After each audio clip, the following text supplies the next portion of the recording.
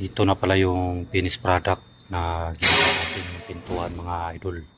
Yan. Bali salamin yan. Tatlo na yan. Salamin fixed glass. Yan. Ito pala yung aluminum profile sa Middle East, kung tawagin, Saraya.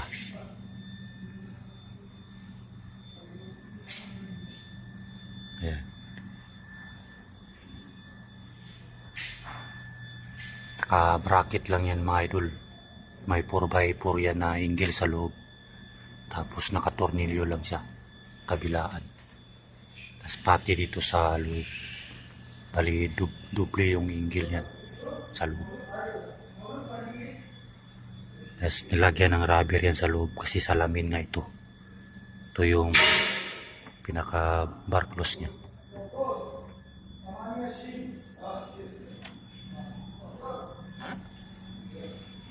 Ito yung itsura niya sa loob, mga idol. Nilagyan ko ng pinutol na tube 3x10 para pagka hinigpitan tornilyo dito hindi makukupit. Ayan. Hinges, mga hinges niya, 4 piraso.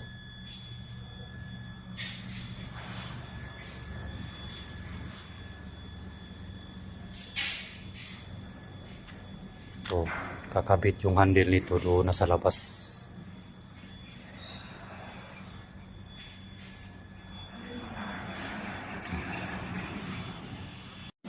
Ito na yung pinto na ginawa natin, guys.